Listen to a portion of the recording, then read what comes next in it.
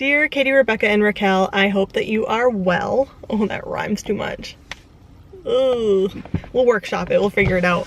Just got out of work, just popped out and coming to Selah because that's still my only mode of internet is to use the cafes. It's been months and months of not having internet. It's pretty frustrating, as you could probably imagine. But since working in a middle school and working with kids and stuff, it just kind of makes me think about when I was in middle school. And something that popped into my head today while I was thinking about my own middle school experience was in the 8th grade, so I was probably 13 at the time, and in the 8th grade class there were only about 35 students all together.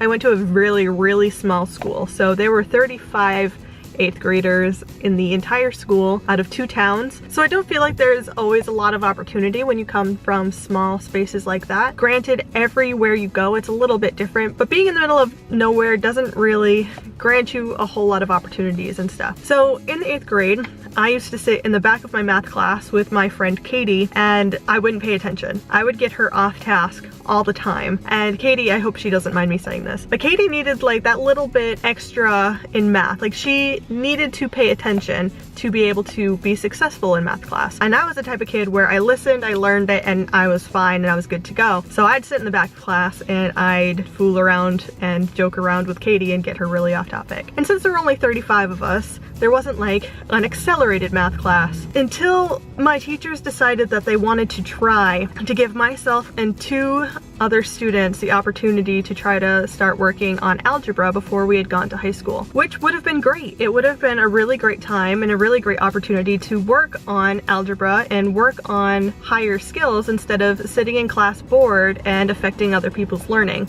That would have been great. However, algebra class ended up being me, 2 of my classmates, sitting out in the hallway with an algebra book in front of us while everyone else was in class. We did not have teacher supervision, we did not have an instructor. There was just 3 barely teenagers sitting out in the hallway doing nothing. We did not get a damn thing done out there. Like, what was the point? There was literally no point to us being out there other than to not disturb other people's learning. We didn't have any instruction, we didn't have any help. It was just, here's the book, do these questions, and that's it. Needless to say, after about 2 weeks, it did not go well. We got really behind in math work, which means that not only were we behind in like this algebra stuff that they had assigned us, but now we were really behind our classmates as well. So we had to go back into our regular class, and I feel like that moment in my learning completely stunted my view of math. I felt like an absolute failure in math, but it wasn't my fault. There was no one there to teach 3 13-year-olds how to do algebra. We were just left to our own devices, so we were out there messing around, talking to anyone who came out into the hallway.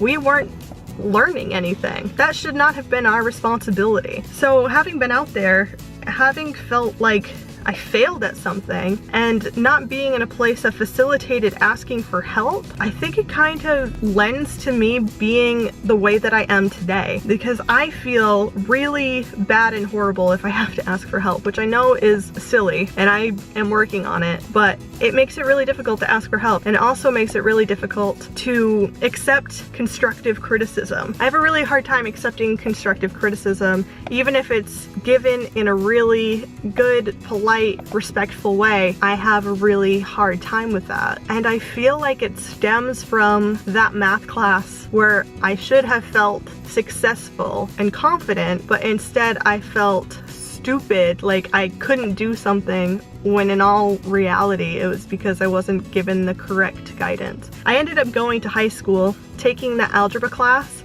and failing for most of the year until the very end when I needed to go and get help to make sure that I did not fail that algebra class. I just felt really super bad about math, and then I never liked math again. It's crazy how that could have been different. That experience could have been a complete 180 from that, because up until that moment I felt good about math. I felt smart in math, I felt confident, and it was all just kind of taken away. Why would you trust 3 13-year-olds to teach themselves algebra? That doesn't make any sense at all. But that was just kind of a learning school experience that I was thinking about this morning before I was going to work. So if you have anything similar, any classes that you kind of got turned off to, any time that you felt like the teachers weren't doing what they needed to do to help facilitate you as a student, let me know. I want to hear about them because I think it really helps me be a better teacher and be a better mentor to the kids that I work with. I am going to end this video here. So thank you so much for watching. Give it a thumbs up if you've made it this far. Don't forget to subscribe to this channel if you haven't already. And don't forget to go check out my main channel where I vlog my life. Thank you for watching, and I will meet you back here next